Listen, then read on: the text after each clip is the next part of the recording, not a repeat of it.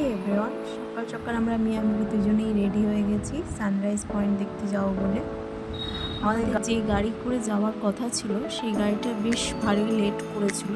আমাদের টাইম দিয়েছিল 4টের সময় আসতে, কিন্তু নিজেই গাড়ি এসছে 4:30 পৌনে 5টা দিয়ে। এই জন্য আমাদের অনেকটাই বেশ লেট হয়ে গেছিলো।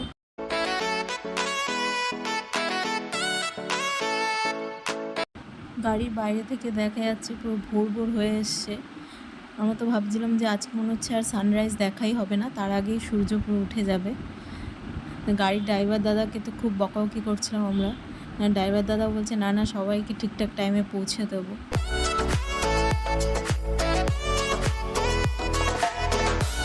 আমরা প্রায় কাছাকাছি চলেই এসছি, এবার গাড়ি থেকে নামবো।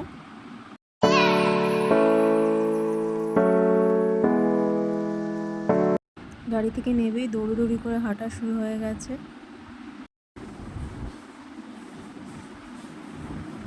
যতটা দৌড়ে হেঁটে আগে পৌঁছানো যায়।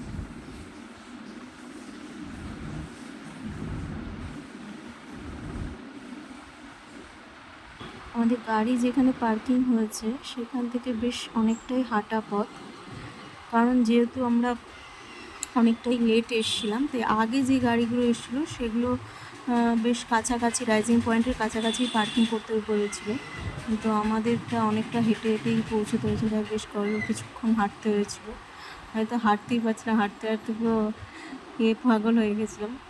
আমার হাজব্যান্ড তাও হাত ধরে টেনে নিয়ে যাচ্ছিলো যে তাড়াতাড়ি করে, যতক্ষণ তাড়াতাড়ি করে দেখা যায় রাইজিং পয়েন্টটা।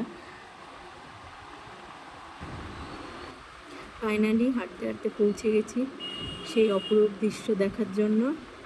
ইয়েস, সেই দৃশ্য রাইজিং পয়েন্ট আমি আমার ক্যামেরায় হয়তো সেরকমভাবে ক্যাপচার করতে পারিনি, কিন্তু নিজের চোখে যে দেখার সেই আনন্দ, সেই অপরূপ দৃশ্য দারুণ দারুণ।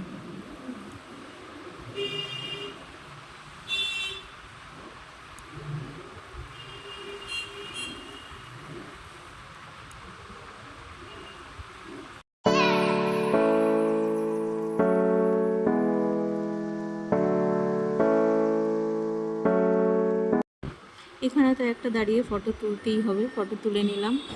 রাইজিং পয়েন্ট দেখা হয়ে গেছে, এবার পাহাড় থেকে নিচে নামার পালা। আমরা দুজনেই একটু মারছিলাম।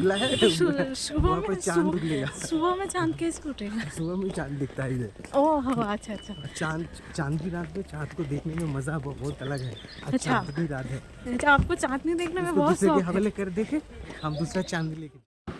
যেহেতু আমাদের গাড়ি পার্কিং অনেকটা দূরে ছিল, তাই আবার হেঁটে গাড়ির দিকে পৌঁছানো। এদিকে আবার ড্রাইভার দাদাকে ফোন করলাম যে গাড়ি কোথায় পার্কিং করেছে। সে আরও ওই যে সেই দূরে দেখা যাচ্ছে ওইখানে ওই জায়গায় ওই মন্দির মতো রয়েছে একটা স্ট্যাচু, ওখানে গাড়ি পার্কিং। ব্যাস, গাড়িতে উঠে পড়লাম।